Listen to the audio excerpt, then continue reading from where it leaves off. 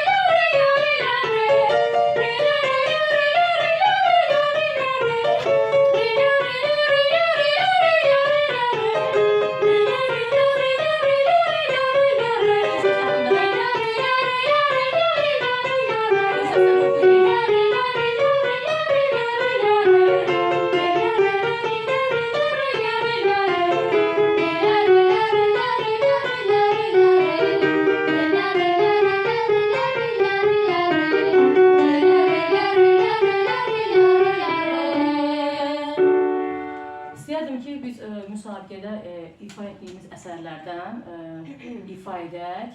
Deməli, Vivaldinin Aria Stranica əsəri Triumf Yudif operasından istəyərdim ki, bugün Mələk ifa eləsin. Baxmayaraq ki, biz müsabiqədə iştirak etmişik, lakin müəllimin hər dəfə uşaq ifa edərkən hansısa bir nöqsanlarını vurulamağı borcudur. Və Leyla isə bugünləri Set Umami mahnısını bir parizi ifa edəcək. Və istəyərdim konsertmeysterimiz Lena müəlliməni dəvət edək. Lena xanım Naumenko bizim konsertmeysterimizdir və müsabiqədə də bizi müşahidə edibdir. Və Mələk, birinci səndən başlayaq, zəhmət olmasa.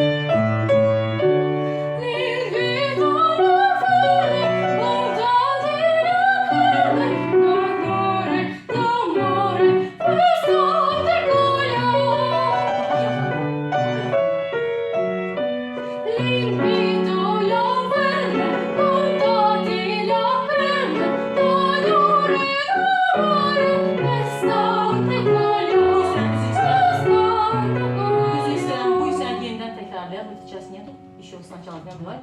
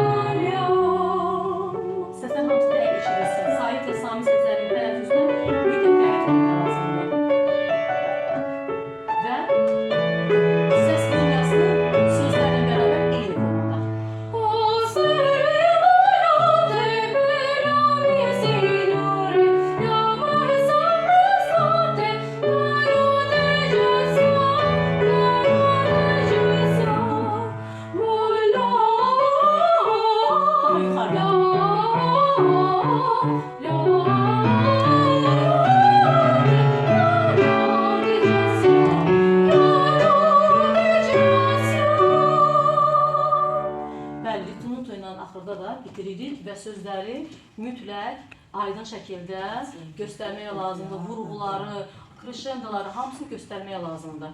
Hamısını ki, kreşendoları harada və birini hansı piano oxudunsa, hansı forte elədinsə və nüansların hamısını göstərməyə lazımdır. İndi istəyərdim, belə öz səhvləri bilirsən və istəyərdim Leyla gəlsin və Leyla da bizim üçün Svet Umami mahnısını Göndərəzidən ifa edəcək. Leyla, sən də nəfəs üzərində bütün sözləri aydın şəkildə göstərmək lazımdır.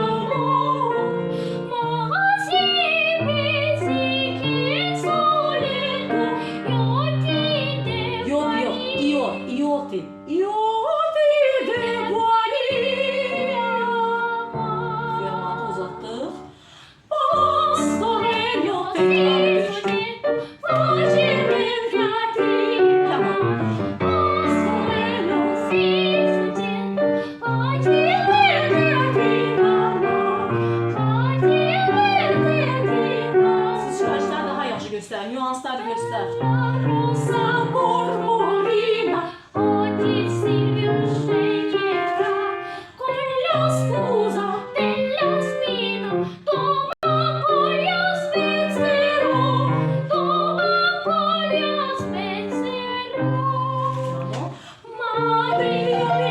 Legatoları hamısı geçen.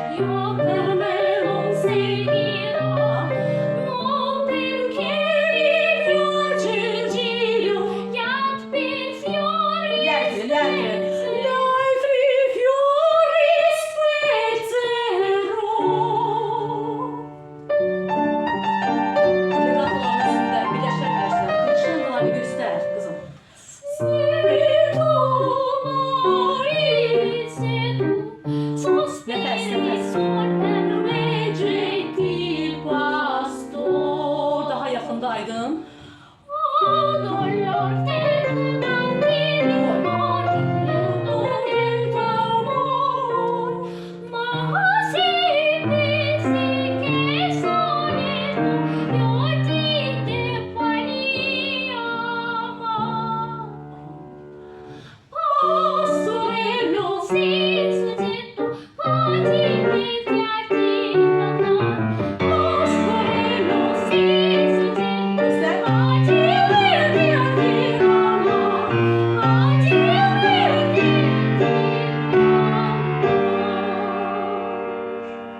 Baxmayaraq ki, bizim uşaqlarımız müsabiqədə iştirak edirlər, amma yenə də öz sözümüzü hərdə deyirik. Çünki hər uşaq hər dəfə ifa edən zaman öz nöqsanlarını bilməlidir və çox sağ olun.